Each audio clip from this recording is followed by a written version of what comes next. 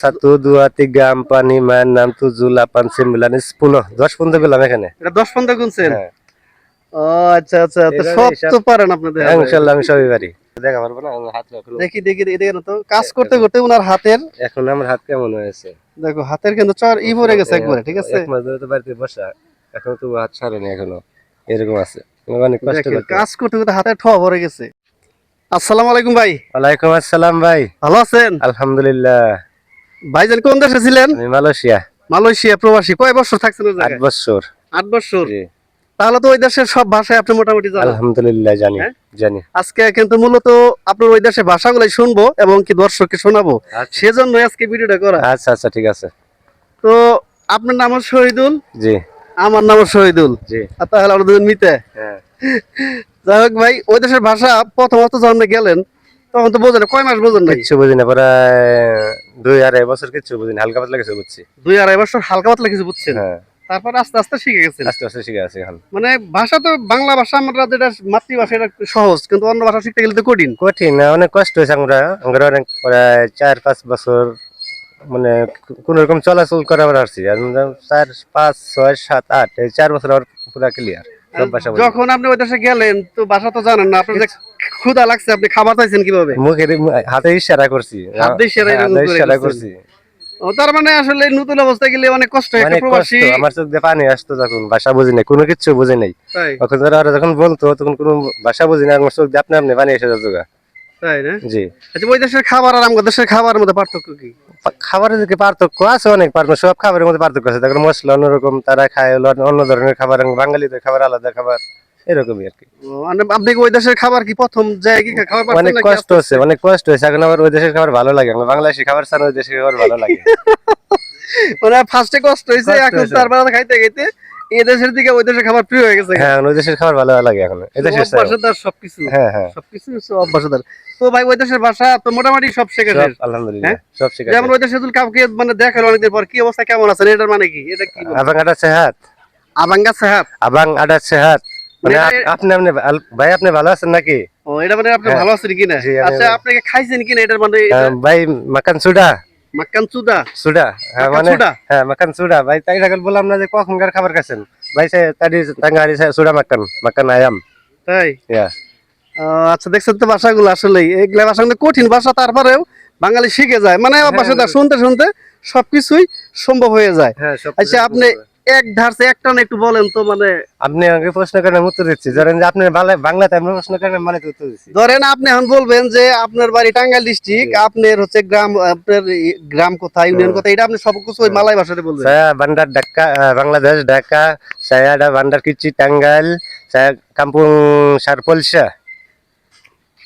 আচ্ছা, ঢাকা মানে গ্রাম, বাংলা মানে আমার বিভাগ ঢাকা, বিভাগ ঢাকা, টাঙ্গাইল। টাঙ্গাইল হয়, এটা একটু একটু বোঝা গেছে কিন্তু, যে জনকে বলছেন ওই স্যার বলছে এটা তো ওটা মালয় ভাষা, বাংলাতে কি এটা? আমার কাম্পুং মানে আমার গ্রাম। কাম্পুং আমার গ্রাম মানে গ্রাম।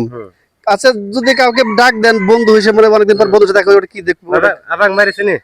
আবাং মারিসিনি তার মানে এদিকে, মানে আবাং এদিকে আসো তুমি। মানে এদিকে আসো ভাই, ভাই তুমি এদিকে আসো। আমি কেমন আছো, কি অবস্থা? মানে ভাই ভাই ada sehat, abang ada sehat, আবাঙ্গার সেহাত ada sehat মানে কেমন আছেন? হ্যাঁ দুর্গাযোগ তুমি কবে নাম ভালো আছি, তুমি কবে sehat। ও আচ্ছা আচ্ছা আচ্ছা আচ্ছা, বন্ধুকে কি বলো ওখানে? কাবান। কাবাং? হ্যাঁ কাবান, কাবান মানে বন্ধু। কাবান মানে বন্ধু। আচ্ছা, খাবার কি কি বলে? মাক্কান, মাক্কান বাতিক বলে নাসি, তরকারি বলে কারি। ও আচ্ছা আচ্ছা আচ্ছা। যাই হোক, অনেক ভাষা এবার কাছে শুনলাম। এই ছিল মালাই, মানে কি মালাই ভাষা। মালাই ভাষা অনেক কঠিন ভাষা, কিন্তু শুনতে শুনতেই সবকিছু মুখস্থ হয়ে গেছে। মানে মানে এই কথা হলো যে এক জায়গায় থাকতে থাকতে ওখানকার সবকিছু অভ্যাস হয়ে যায়, ওটা কঠিন কঠিন থাকে না, সহজ হয়ে যায়। ভাই ছিলেন, ভাই একটা প্রবাসী, মালয়েশিয়ান প্রবাসী। আসলে এই প্রবাসী ভাইদের ওই দেশে যাওয়ার পরে প্রথম অবস্থায় অনেকটা কষ্টই হয়, তারপর আস্তে আস্তে মানায় নেয় সবকিছু, আস্তে আস্তে শিখে গেলে তখন কিন্তু স্বাভাবিক চলে আসে। তারপর ওখানে কোনো বাঙালি ছিল না, আমরা দুজন বাঙালি আছিলাম। আর একজন এখনো ভাষা পারে না, তো আমি খুব কষ্ট করে শিখছি, অনেক কষ্ট হচ্ছে। রাত্রে বেলা শুধু চোখ দিয়ে পানি বেরোচ্ছে, ওরা কি বলে আমি বুঝতে পারি না। আমার এক বাংলা ভাইয়া ছিল, সে 1-2 গুণে 20-15 গুণা শিখাইছে, ভয়েস পাঠাইছিল মোবাইলে। এটা আস্তে আস্তে আমি শিখছি, শিখা আস্তে আস্তে আস্তে আস্তে ভাষা শিখছি আর কি। যখন গেলেন ভাষা বুঝলেন না, তখন আমরা মনে কি হয়েছে যে এই দেশে এসে কি করলাম? তখন তো অনেক কিছু মনে হয়েছে না, দেশে কি করলাম। তো রাত্রে বেলা শুইলে চোখ দিয়ে পানি আসতে আপনি আপনি যে ভাষা পারি না ওরা কি বলে কিচ্ছু বুঝি না তো কোনো বাংলা ভাষাও নেই কোনো ইংলিশ ভাষাও নেই শুধু মালাই ভাষা তাদের আঞ্চলিক ভাষায় মালাই তাহলে প্রত্যেকটা প্রবাসী তো এখানে প্রথম অবস্থা যায় তো মানে অনেকটাই মানে বিপদে পড়ে যায়, মানে কোনো ভাষা না বুঝলে যা হয় আর কি, খাবার বন্ধ চাওয়া যায় না, কাউকে কিছু বোঝানো যায় না, মনের যে দুঃখ আখ্যা আছে এটাও কিন্তু বলা যায় না। বলা যায় না যদি পুরাতন কোনো বাঙালি না থাকে ওখানে খুবই সমস্যা যায়। আমরা যেখানে গেছিলাম কোনো পুরাতন বাঙালি নাই, আমরা দুজন বাঙালি ছিলাম ওখানে। সব ভাষা শিখে গেছে ভাই। অনেক ধন্যবাদ ভাই। দর্শক ভিডিওটা কেমন লাগছে অবশ্যই কমেন্টে আপনারা জানাবেন, ভালো লাগলে শেয়ার করে দিবেন। মিতা লাইক শেয়ার কমেন্ট করবেন ভাই। হ্যাঁ, মিতা কিন্তু 8 বছর প্রবাস ছিলেন, আবার ছুটিতে আছেন আপনি না? হ্যাঁ 2 মাসে ছুটি যাচ্ছি। 2 মাসের ছুটিতে আসছেন, আবার কবে চলে যাবেন? এই তো ফের মার্চ মাসের 2 তারিখে। মার্চের 2 তারিখে আবার চলে যাবেন। চলে যাব আবার।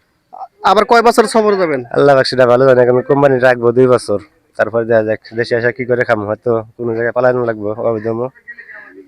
ওই দেশে পালাইলে কি রিস্ক না? এটা লাইফ রিস্ক আছে না? রিস্ক তো আছে, আমি তো পালানো লাগবো না, আমাকে কাজ করে তো খাওয়া লাগবো, দেশে তো আর কোনো কাজ নাই সেরকম।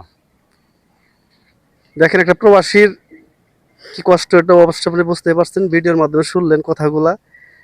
প্রবাস যারা যায় তাদের জন্য সবাই দোয়া করবো আমরা দেশ থেকে। আর প্রবাসী ভাইদের আসলে আসলে অনেকটা কষ্ট, তারা বাবা মা আত্মীয় স্বজন পরিবার স্বজন সবাইকে ছেড়ে যে প্রবাসে থাকে, যারা থাকে তারাই শুধু জানে তার কষ্টটা। আসলে টাকা ইনকাম করতে সবাই প্রবাসে যায়, মানে আমরা মনে করি যে দেশে যারা থাকি তারা মনে করি যে প্রবাস গেলে মানে হার ফাড়তে টাকা মানে টাই আনা যায়। তা না ভাই, অনেক কষ্ট করা লাগে আমার, যেখানে আমার হাতটা তো মোবাইলে দেখে ক্যামেরাতে অনেক কষ্ট। প্রবাস জীবন অতটা সহজ, মানুষ যে বলে যে প্রবাস থেকে ডলার পাঠায় লক্ষ লক্ষ টাকা, ওটা যে কমতে পাঠায় কেমনে পাঠায় এটা আমার পরিবার এবং দেশের মানুষ কেউ জানে না কত কষ্ট করি আমরা, অথচ কাজ করতে করতে জীবনের কাম শেষ প্রবাসে। যে প্রবাসে যে কষ্টটা মানুষ করে ওটা যদি দেশে করতো তাহলে কি প্রবাস থেকে ইনকাম কি কম হতো? ইনশাআল্লাহ দেশে ভালো হতো যদি কাজ থাকে, আসলে তো দেশে এরকম কোনো কাজ নাই, প্রবাসে অনেক ধরনের কাজ আছে, ঠিক আছে, দেশে তো কাজ নেই। ও আচ্ছা আচ্ছা, তারপরে কিন্তু মানুষ প্রবাসে যায় কষ্ট বেশি করে, দেশে থাকলে কিন্তু শরীরটা একটু আলসে ভাব আসে, নাস্তা করলাম না আরেকদিন যাবনি, কিন্তু ওখানে জ্বর হোক অসুখ হোক যেরকম হোক কাজে যাইতেই হবে, মাপ নেই ওখানে। দেখেন যখন ওখানে কোন একটা লোক অসুস্থ হয়ে পড়ে তাকে দেখার মতো মানে দেখার মতো কেউ নেই, সবাই কাজে চলে যায়, বাসায় অসুস্থ থাকে বাসায় একাই থাকা লাগে, কোনো দেখার মতো কেউ নেই। তাহলে তখন তার মনে কি বলে যে আমার এত আত্মীয় স্বজন ভাই কি বলবো, আমরা প্রবাসী মানে আমরা জিন্দা মরা, বুঝছেন, আমরা প্রবাসী মানে জিন্দা মরা। প্রবাসী মানে জিন্দা মরা, শুনতেই পারলেন, বাস্তব এটাই বাস্তব, এটাই কঠিন বাস্তব, মেনে নিতেই হবে। প্রবাস যারা থাকেন প্রত্যেকটা প্রবাসী, আমি কয়েকটা প্রবাসীকে ধরছি ভিডিও বানাইছি, তাদের কথাবার্তা শুনে আসলে অনেকটা খারাপ লাগছে। তো সব সব প্রবাসীদের জন্য হলো অনেক ভালোবাসা, অনেক অভিনন্দন, মন থেকে দোয়া, সবাই দোয়া করবেন সকল প্রবাসী ভাইদের যাতে তারা যাতে ভালো থাকে, তারা যাতে ঠিকঠাক মতো ইনকাম করে দেশে মাটিতে টাকা বাড়াইতে পারে, প্রত্যেকটা পরিবার যাতে ভালো চলে সেই দোয়া করি। ভালো থাকুন ভাই, অনেক ধন্যবাদ। অনেক কিছু শুনলাম আপনার কাছ থেকে, কিছু মনে করবেন না ভাই? ঠিক আছে ভাই, থাকবেন। ওকে, আবার দেখা হবে ইনশাআল্লাহ। ভালো থাকবেন। আসসালামু আলাইকুম। ওয়ালাইকুম আসসালাম।